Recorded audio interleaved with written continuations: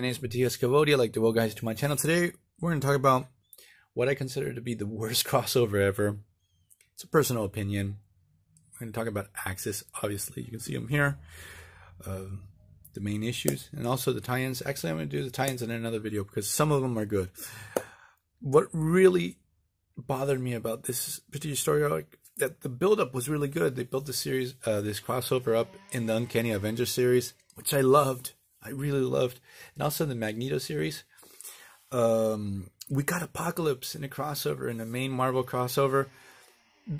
And he's totally wasted. I really didn't like what they did. The whole thing with Cole, the black anti-Hulk, also was awful. I'm getting ahead of myself with stuff I didn't like.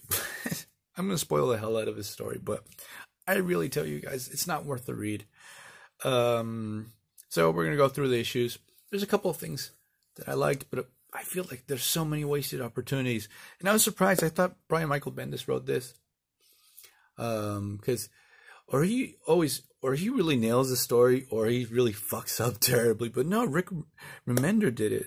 So I was pretty surprised about that. So, without further ado, let's talk about this train wreck of a story. So, we start off with the Avengers battling against Plant Man in Los Angeles. And what happens amongst the Avengers start fighting amongst themselves. They're all really angry and basically don't tolerate each other. Iron Man realizes that they're being manipulated. Sorry there. Somebody's trying to control their minds.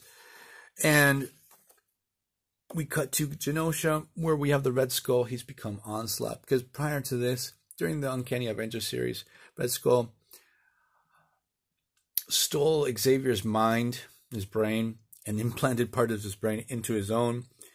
And so this led to Red Skull having insane telepathic powers on an Omega level.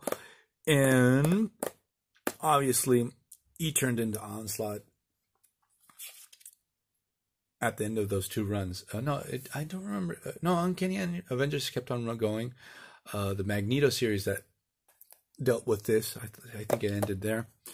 So that's why we have Magneto battling against Red Skull. We have Rogue, Scarlet Witch.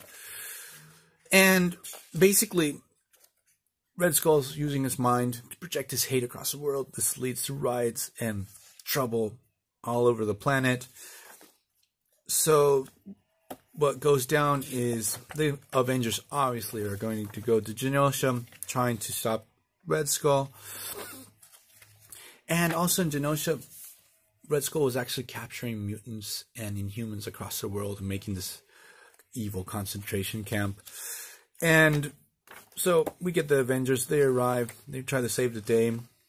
We have a pretty good battle, but here's where they really start to fuck up. Sorry for my language, but oh, this is like, so these two Sentinels that look a lot like Test 1, so that's pretty cool that they pulled out from Captain America lore these super powerful Sentinels that are made of adamantium. They pop out of nowhere, and what we find out is that Red Skull had been manipulating Tony Stark over months so he can build the ultimate Sentinels. And I thought to myself, again, this already happened with Kang. Like, a lot of readers might not remember that, but Tony Stark is really, really smart, so he wouldn't fall for that. He'd probably have fail-safes against being mind-controlled and stuff like that implanted into his mind. It's just a basic thing about the character. At least I feel that way. And I just felt it was really lazy. Why use these stupid Sentinels? Because what they reveal about these Sentinels, that they're specifically made to take down heroes using pin particles, teleporting them, like shrinking them down, and they get stored within these Sentinels. That I don't understand why Red Skull would just not straight up kill them. Or I know he's always does convoluted shit and stuff like that, but the whole thing of shrinking them down and capturing them within the Sentinels, I thought it was just sort of stupid. But what's worse is that it's established they're specifically made to take down heroes. Because the big thing in this story is, here's a really good moment. I gotta tell you guys, here you have one of these Sentinels he's gonna squash Iron Man. Iron Man asks for help from Magneto, and Magneto just ignores him and flies away. That's a pretty badass moment. Like, Magneto gets his time to shine in the story, and that's pretty cool, though. So, what happens is Magneto brings a bunch of villains. He recruits them to take down Red Onslaught. So that's like the cool angle of this story. Villains are going to be the heroes of the day. The whole exchange between Tony Stark and Deadpool is pretty hilarious. Like, Deadpool just wants to help Tony get his armor back working again, and Tony's like really treating him bad and telling him he's not going to be ever going to be an Avenger and things like that. So, since these are villains, they can defeat. They're not built or calibrated to deal with villains. They're not heroes, even though many of their powers are similar to the heroes. So this is like the Achilles heels to these uber powerful Sentinels. So I just thought that was just such a stupid idea. So what happens is heroes combine and are able to defeat Red Skull. Scarlet Witch, Doctor Strange use their funky magic. They take down the Red Onslaught, but something weird went down. Something's wrong, and that's what we're going to find out further down in the story. Because one, Kid Apocalypse, Genesis turns into Apocalypse. When I saw this, I said, okay, I'm going to figure out the Sentinels. Apocalypse is totally awesome. Yeah. But, oh man, what we get with that is just really lazy writing. Oh, man. So, I'm not going to cover the tie-ins. Well, maybe I'll cover these. In Loki, Agent of Asgard, we have Doom having to deal with these waves of hate in Latveria. People are revolting, going crazy. Doom discovers it's Red Skull. And at the end of the story, we have Magneto arriving and recruiting Doom into his team. Magneto 11. Magneto makes a run for it from the battle. He's sort of shaken after this whole situation, but after talking to one of his associates, he sets out to build up the ultimate villain team to take down the Red Onslaught. So that's what we got in the story, is how he built up this team. His exchange with Deadpool, again, it's pretty hilarious. Then we get the whole situation on the island, and here's actually a really good moment of writing where Xavier tells Magneto's like, my dream is broken. Someone has just ruined it. People have ruined it over and over again, used and abused it. You know, Mags, you have to be the champion and hero of mutants. You were right. You might need to use force, and please save our kind. So this is actually a good tie-in from the Magneto series. So let's get into book 2. So the main gist of the story is that everyone on the island, when they threw that spell, became evil. The bad guys became good guys, and the good guys became bad guys. So we have the Avengers.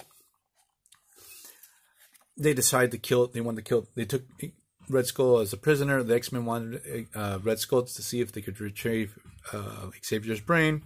So that leads to a conflict between both teams. So they decide they're going to kill Red Skull. Then they go to another part of the story where we have Carnage. He's a good guy now. He's trying to save a family from a hostage situation. This part's great. Iron Man becoming this total asshole, where he uses the extremist technology to sell to people to make them look good. At first he gives them for free, but then it's sort of like a drug. Like, people are really hooked on the fact that they're perfect. And so he becomes this total dick, like a drug dealer. This leads to a conflict with him and Daredevil, which actually was really good. We have the X-Men that have become evil. They've joined forces with Apocalypse. This is not good news for humanity, obviously. We get this weird anti-Hulk called Kull. That's an evil Hulk, and he's just not interesting. He has a conflict with the Avengers.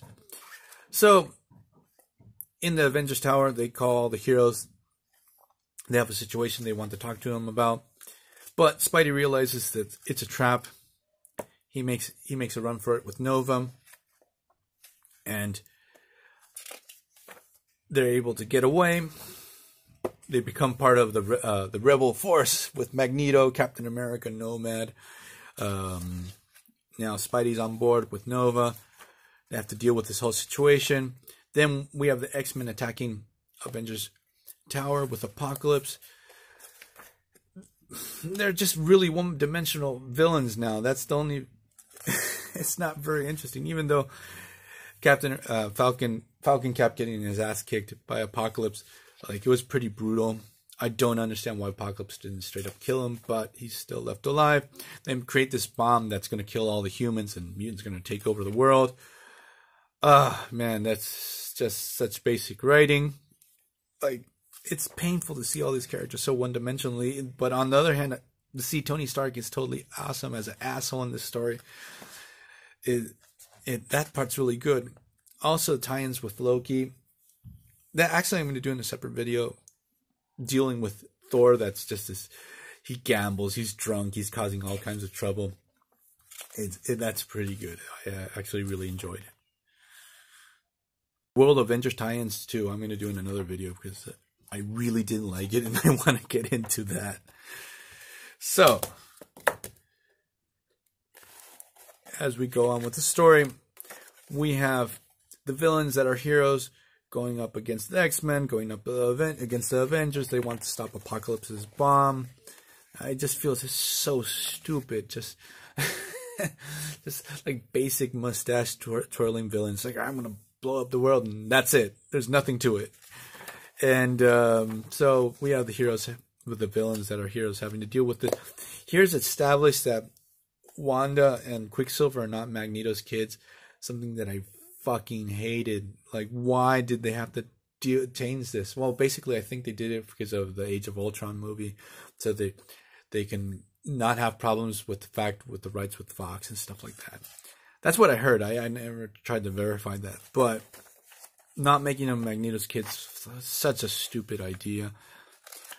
I do like the battle between Deadpool and Apocalypse, because Deadpool was the one bringing up Kid Apocalypse, and took him as under his wing as his son.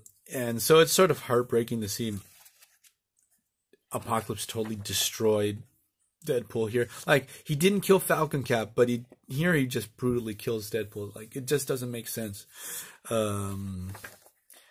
So as the story painfully progresses, and it's just choppy and all over the place, and they seem to they tried to do too many things. We have this moment with Absorbing Man against Apocalypse. It's okay. Like, Francis Yu's art, it's pretty awesome. That's like also another one of the high points of this story. Cap, because during the story, Red Skull disappeared, and he was actually rescued by Captain America. Red Skull also had made an inversion. Now he's good. Actually, I think Xavier's in control of his mind, so he's going to try to make a difference in this battle, try to fix things.